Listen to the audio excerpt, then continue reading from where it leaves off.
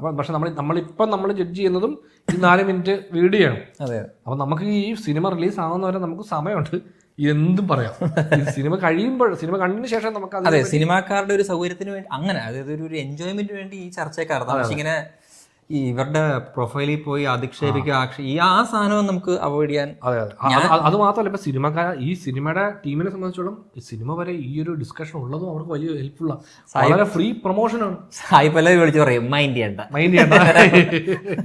അത് ഇതിലൊരു കാര്യമില്ല. പിന്നെ ഒരു സംഭവം എന്ന് വെച്ചാൽ ഈ ഒരു ജെക്സ്റ്റ പൊസിഷൻ ഇല്ല, ഇങ്ങനെ മറ്റേ നമ്മുടെ രാവണൻ വളരെ ഡിഫറെൻ്റ് ആയിരിക്കണം എന്നുള്ളത്.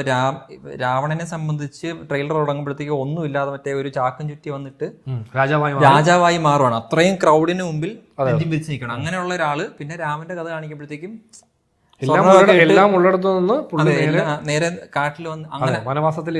അപ്പം ഈ 2 ക്യാരക്ടേഴ്സിനെ വളരെ എന്താ പറയാ, ഒരു നാടകം ലൈനിൽ സെപ്പറേറ്റ് ചെയ്യുകയാണെങ്കിൽ രാവണൻ വളരെ ഓവർ ദ ടോപ്പും രാമൻ വളരെ കണ്ടൻസ്ഡ് ആയിട്ട് ഒരു ഇൻട്രോവേർട്ട് എക്സ്ട്രോവേർട്ട് എന്ന് പറയുന്ന ഒരു ഡിഫറൻസ് ക്രിയേറ്റ് ചെയ്യാൻ വേണ്ടിയിട്ട്, സട്ടിൽ അല്ലാത്തൊരു ഡിഫറൻസ് ആണ്, പക്ഷെ അത് ക്രിയേറ്റ് ചെയ്യാൻ ശ്രമിക്കുമ്പോൾ പറ്റുന്ന ഒരു ആക്ടിങ് ഒക്കെ ആയിരിക്കും. ഇവർ ഈ ട്രെയിലറിൽ തന്നെ നമ്മൾ നോക്കിക്കഴിഞ്ഞാൽ ഇവർക്ക് ഈ ട്രെയിലറിൽ ഇത്ര ലെങ്ത് വരാനും കാരണം തോന്നുന്നത് ഈ ഒരു ആർക്ക് ഇതിനകത്ത് നമുക്ക് കാണാൻ പറ്റും. ഈ രാവണന്റെ ആർക്കും അത് എഴുതിയാ വരുന്നുള്ളൊരു കംപ്ലൈന്റ് നമുക്കുള്ളൂ. നമ്മളിങ്ങനെ ട്രെയിലർ മാത്രം ഇങ്ങനെ കട്ട് ചെയ്ത് കാണുവാണെങ്കിൽ ഇത് അത്ര ശ്രദ്ധിക്കത്തില്ല. പക്ഷെ ഈ ഇടയ്ക്കിടയ്ക്ക് എഴുതി വരും രാവണൻ പ്രതികാരദാഹിയാണ്, രാമൻ ശാന്തനാണ്, ഇങ്ങനെ എഴുതി വരും ഇടയ്ക്ക്.